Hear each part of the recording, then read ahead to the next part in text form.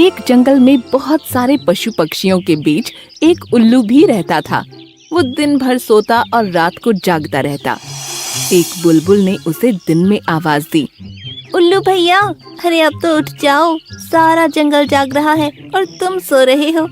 उल्लू ने बुलबुल की बात का कोई जवाब नहीं दिया और उसकी सोने की प्रक्रिया जारी रही। अजीब पक्षी हो, मैं जगा रहा हूँ और तुम सोए पड़े हो। अरे बुलबुल की दुम, मैं रात भर जंगल की रक्षा के लिए जागता हूँ और दिन में सोता हूँ। तुम क्या चाहते हो, मैं रात दिन जागता ही रहूँ?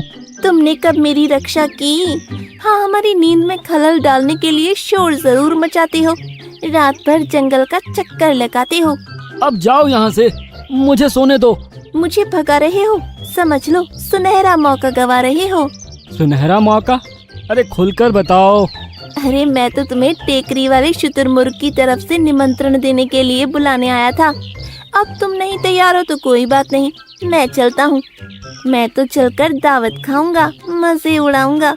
तुम सोए हो, सबको यही बताऊंगा। अरे रे रे रे रे, रुको बुलबुल भाई, तुम तो यार नाराज हो गए। पहले क्यों नहीं बताया? अच्छा किया मुझे जगाया। अब तो मैं क्या, मेरी भूख भी जाग गई। नींद तो कब की भाग गई है। अच्छी बात है, उठो फिर उड़ो और पहुंच जाओ टेकरी पर। बड़े अच्छे अच्छे व्यंजन बने हैं। ठीक है, मैं चलता हूँ। इतना कहकर बुलबुल तो वहाँ से उड़ गया, लेकिन उल्लू के लिए परेशानी खड़ी हो गई। वो जैसे ही अपने घोंसले से उड़ा, उड़ते उड़ते पेड़ से टकरा गया। दरअसल दिन में उसे दिखाई नहीं पड़ रहा था। अरे मैं तो दावत खाने जा रहा था, ये पेड़ कहाँ से बीच में आ गया? आया तो आया, मुझसे ही टकरा गया।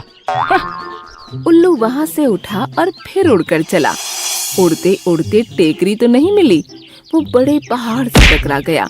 अरे ये पहाड़ इतना बड़ा हो गया, लेकिन अक्ल एक पैसे की नहीं। इतने नेक काम करने के लिए जा रहा हूँ और ये मुझसे ही टकरा गया। अरे कोई इसे समझाए, मेरे रास्ते से हटाए।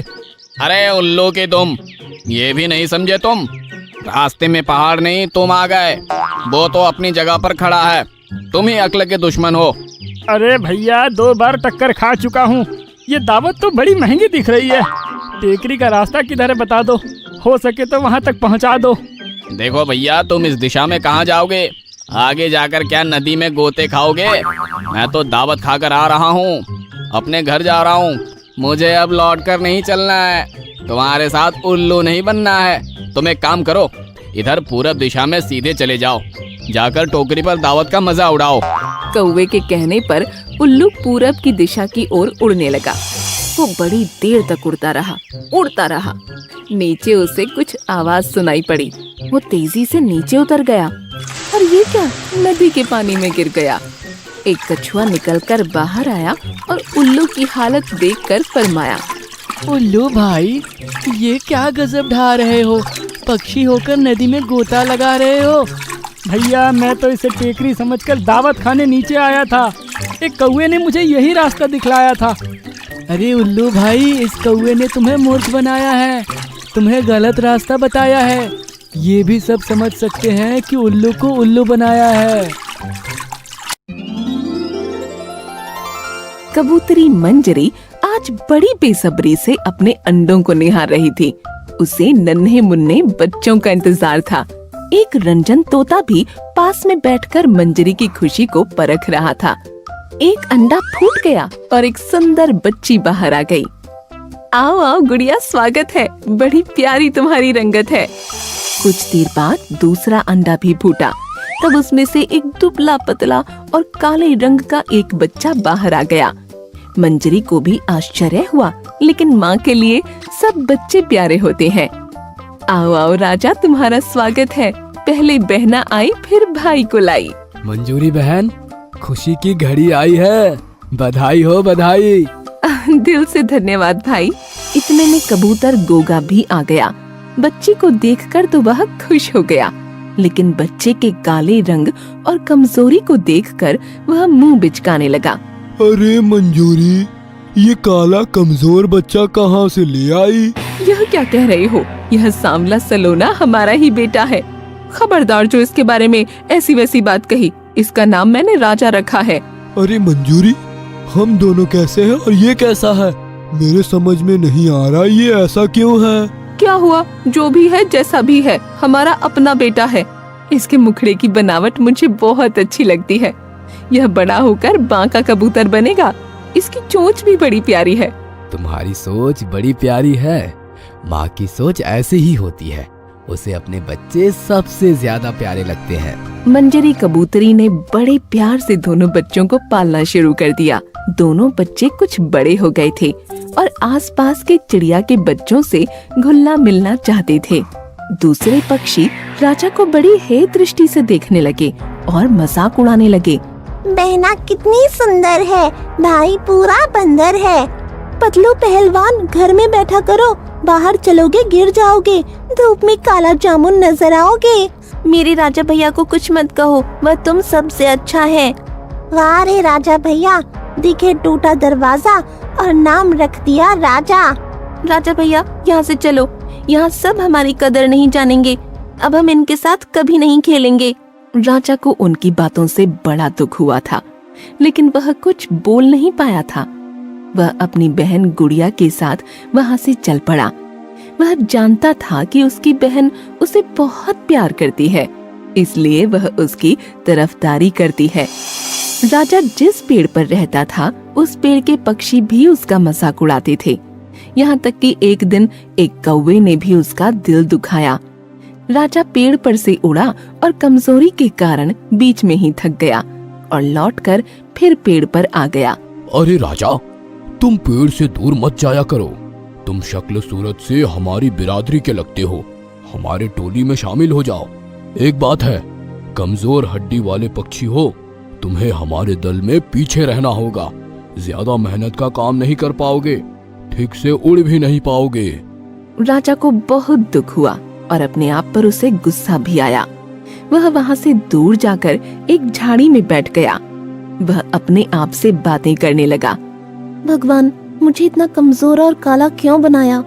कोई मुझे पसंद नहीं करता, मेरे साथ कोई खेलना नहीं चाहता। भगवान ने मुझे दुनिया में क्यों ही भेजा? मैं पैदा होते ही मर क्यों नहीं गया? जब बहुत देर तक राजा पेड़ पर नहीं लौटा, तब उसकी माँ कबूतरी मंजरी ने गोगा कबूतर को भी बताया और दोनों अलग अलग दिशा में अपने बेटे को ढूंढने के लिए चल पड़े।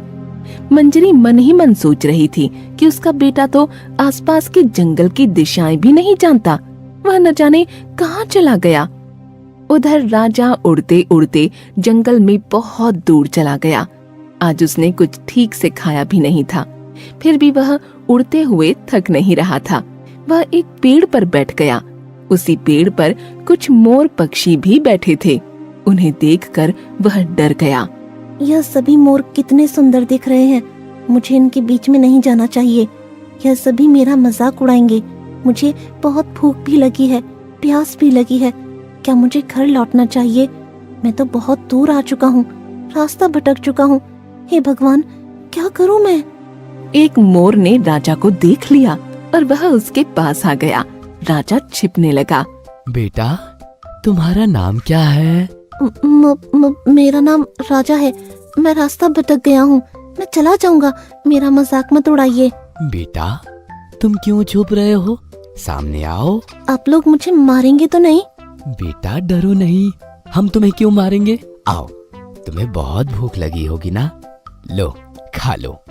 तुम किसी बात की चिंता मत करो। मोर काका की बातों ने राजा के अंदर खुशियां भर दी। उसका डर भाग चुका था। उसे खाना दिया गया और वह बड़े प्यार से खाने लगा। उसने अपने साथ हुई सारी घटनाओं के बारे में मोर काका को बताया। मोर काका ने वैद्यराज लाल तोता को बुलाया। लाल तोता ने राजा की पूरी जांच की। इस बच्चे को जन्म से ही एक बीमारी है, जिसके कारण इसका रंग काला हो गया। उसी बीमारी के कारण ये कमजोर भी है। इस बीमारी का कठिन इलाज है। आपके इलाज से ये ठीक तो हो जाएगा ना? कृपया करके इसका इलाज कर दीजिए। मैं अपनी पूरी कोशिश करूंगा। कई दिन तक इसका इलाज चलेगा। बच्चे, चिंता मत करो, भगवान ने चाहा तो सब कुछ ठीक हो जाएगा। राजा मोरों के साथ उसी जंगल में रहने लगा और लाल तोता वैद्य द्वारा उसका इलाज चलने लगा। वह सबकी सेवा भी करता था। धीरे धीरे उसने सबके दिल में जगह बना ली। कुछ दिन तक उसका इलाज चलता रहा, लेकिन स्वास्थ्य में कोई फर्क नहीं आया। मोर काका, तोता काका, आप लोग मेरे बारे में बहुत परेशान हो चुके हैं कि काला रंग और कमजोरी मेरी तकदीर बन चुका है। अब तकदीर को बदलना मुश्किल है, मुझे मेरे हाल पर छोड़ दीजिए। बेटा, निराश मत हो। भगवान के घर देर है अंधेर नहीं है। तुम भगवान के नेक बंदे हो, वे तुम्हारी फरियाद अवश्य सुनेंगे। लाल तोता इलाज जारी रखता है। जो भी जड़ी बूटी मंगवानी होती थी, मोर मंडली उसे हाजिर कर देती थी। एक दिन अचानक राजा ने नदी के पानी में अपना चेहरा देखा तो उसे यकीन नहीं हुआ। उसका रंग साफ हो गया था और चेहरे पर चमक आ गई थी। राजा बेटा, अब इलाज का फर्क दिखने लगा है।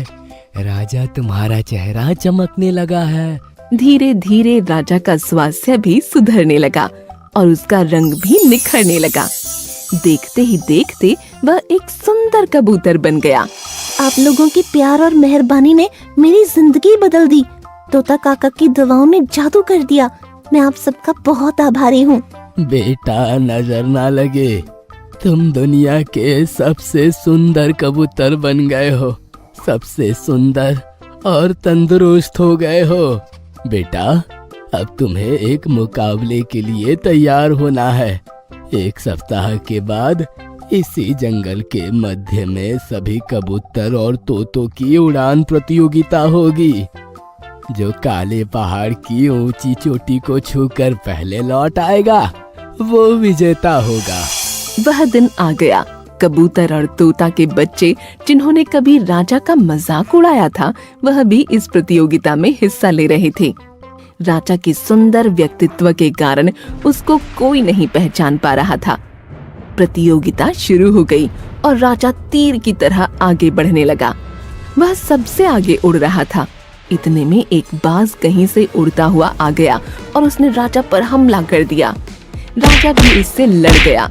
राजा की शक्ति के आगे बाज परास्त हो गया और भाग गया। इस बीच बहुत सारे पक्षी उड़ते हुए आगे निकल गए थे। राजा ने फिर से उड़ान भरी और देखते ही देखते वह काली पहाड़ी की चोटी पर पहुंचकर उसे स्पर्श करके लौटने लगा। अब भी उसके आगे कुछ पक्षी उड़ रहे थे।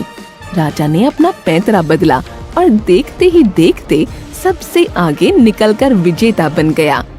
मोर काका ने उसका स्वागत किया। इसी बीच राजा ने अपने माँ और पिता को देख लिया। वह दौड़कर उनके पास पहुँच गया। माँ, बाबूजी, आप लोगों ने मुझे पहचाना नहीं? मैं आपका राजा हूँ। राजा की माँ और पिता की आंखों में खुशी के आंसू छनछना पड़े।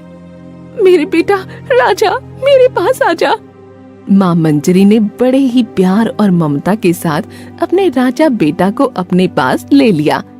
पिता गोगा कबूतर का स्नेह उमड़ पड़ा था। उसी समय चारों तरफ खुशी की बहार आ गई।